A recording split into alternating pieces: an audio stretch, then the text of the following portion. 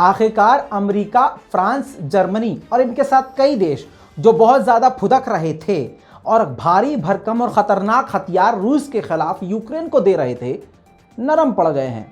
और ऐसे नरम पड़े हैं, और अमेरिका तो ऐसा नरम पड़ा है कि बाइडेन ने खुद अपने मुंह से ऐलान कर दिया है कि हम यूक्रेन को घातक खतरनाक लेवल के हथियार नहीं देंगे और हम डायरेक्ट तब तक नहीं कूदेंगे और नेटो भी तब तक नहीं कूदेगा बीच में जब तक डायरेक्ट रूस हम पर हमला नहीं करता। इसको झुकना नहीं और दबना नहीं तो बाबा जी का क्या कहें। सलाम, नमस्ते, सत श्री अकाल। मैं हूं रजा और आप देख रहे हैं रजाग्राफी का वॉर अपडेट, जिसके अंदर दुनिया में जंग चल रही है यूक्रेन और रूस के बीच में, सारी जानकारी आसान जबान में, सिंपल भाषा में, वो भी सबूत के साथ दी जाती है। और इस 10 से 15 मिनट की रिपोर्ट में जितना कुछ दिखाया जाता है, गोदी मीडिया आपको 24 घंटे में इतना नहीं दिखाएगा। इसलिए आपसे कहता हूं, अपने बच्चों से भी कहिए रजाग्राफी देखे, क्योंकि रजाग्राफी घातक नहीं, गोदी मीडिया घातक है।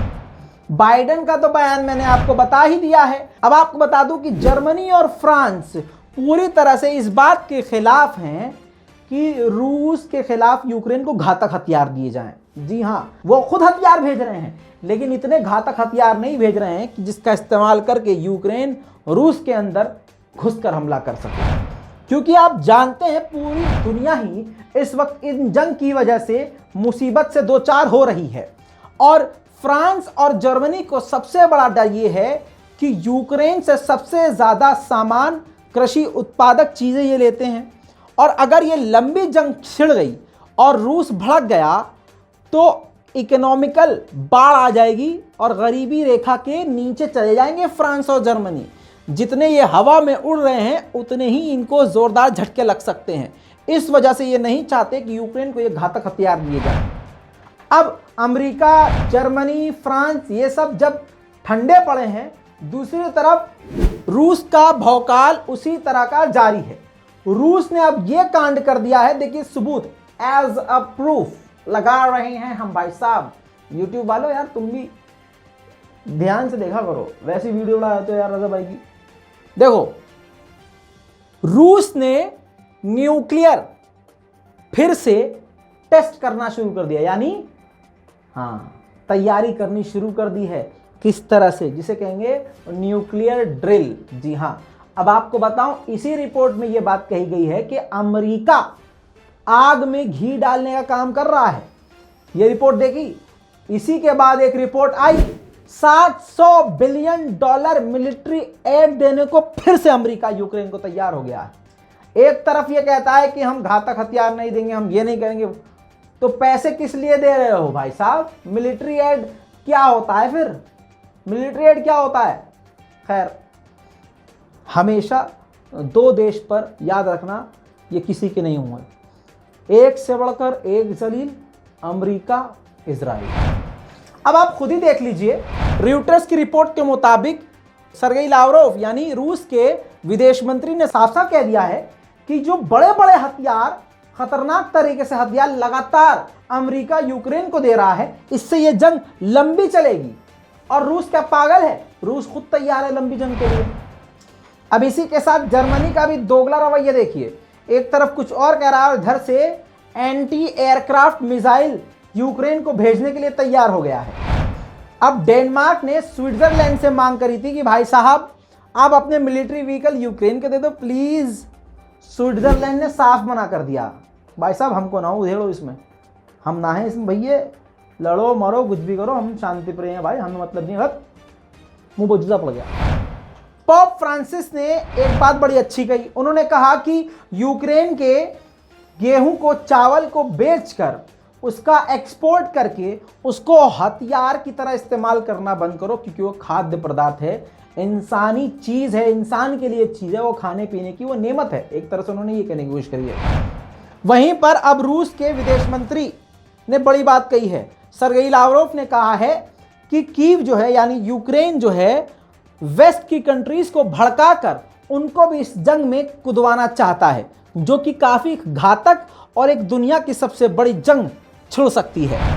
वहीं पर रूस ने अब डेनमार्क को भी गैस और तेल की सप्लाई पूरी तरह से काट दी है, क्योंकि डेनमार्क ने भी रूस को रूबल में, रशियन कंट्री में पे करने से मना कर दिया। इससे पहले रूस ने पोलैंड, बुल्गारिया और फिनलैंड को रोक चुका है, कट कर चुका है, पूरा गैस तेल देने से मना कर चुका है।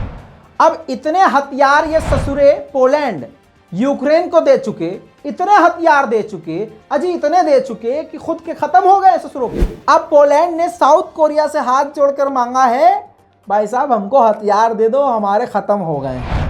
सबसे पहले मैंने आपको ये जानकारी दी थी कि फ्रीडम ऑफ रशिया नाम से एक आर्मी है जो रूस की है और रूस के खिलाफ ही लड़ रही है, और रूस के खिलाफ ये आर्मी काम करने वाली यूक्रेन जा चुकी है और यूक्रेन की तरफ से लड़ रही है। उन्होंने आपके स्क्रीन पर देखिए रूस का एक टैंक पकड़ा है और जश्न ऐसे मनाया जैसे कि व्लादिमीर पुतिन को मार दिया हो।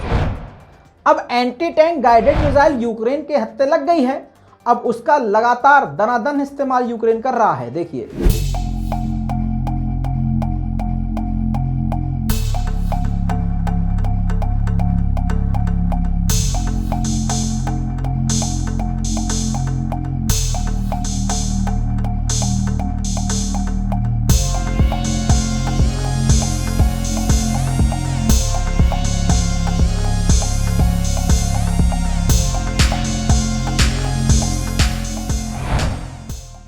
अब जिस पोलैंड के पास हथियार खत्म हो गए हैं, उसके पास हथियार इसलिए खत्म हो गए कि उसने अपने टैंक, फाइटर व्हीकल और वो आर्टिलरी बॉम्ब वो सारे भेज दिए हैं भाई साहब यूक्रेन। देखिए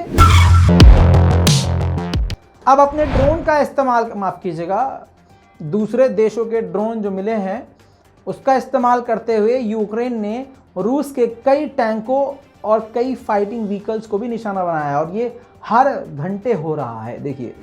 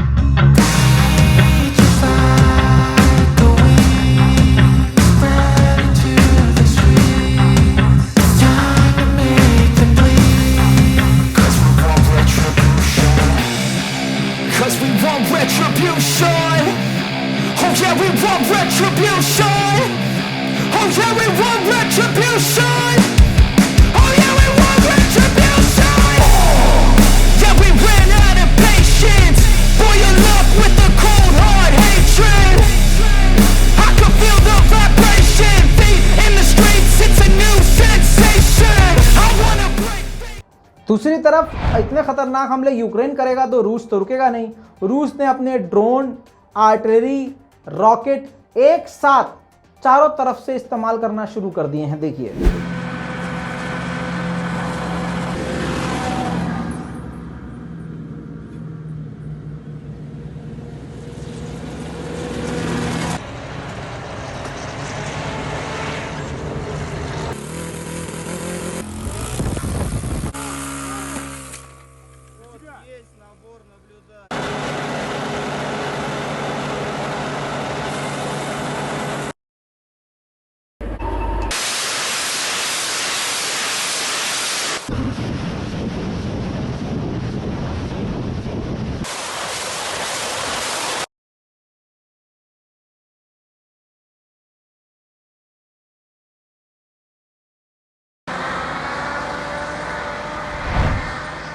रूस मिलिट्री ऑपरेशन कर रहा है और अपना पब्लिसिटी स्टंट भी भैया खुद ही कर रहा है। अब हवा में करतब दिखाते हुए रूस की सेना ने हवा में ZV और O का साइन बनाया है। ZV और O यानी अगर आप Z कहीं लिखें, V का निशान बनाएं तो आपको रूस का सपोर्टर माना जाएगा। रूस के सपोर्ट में इन 3 शब्दों का इस्तेमाल किया जा रहा है। देखिए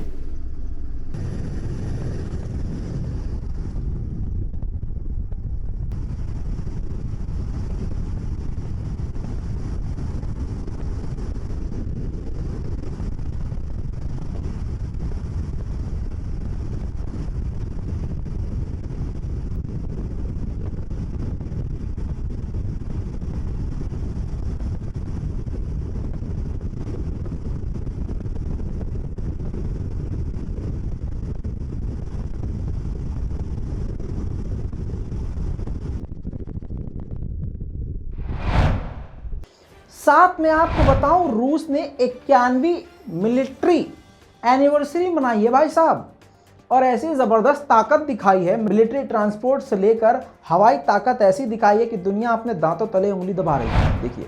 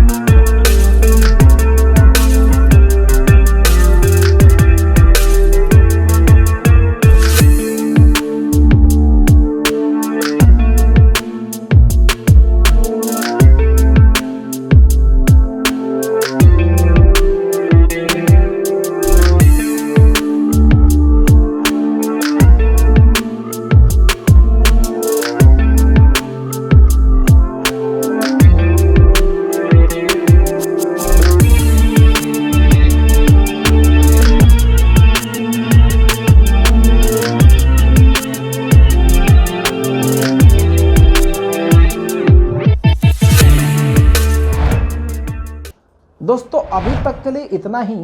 रूस और यूक्रेन की इस रिपोर्ट के बारे में अपनी राय कमेंट में ज़रूर लिखिएगा। चैनल को सब्सक्राइब कीजिएगा, रिपोर्ट को शेयर कीजिए। मैं हूं रज़ा और आप देख रहे हैं रज़ाग्राफी। जय हिंद।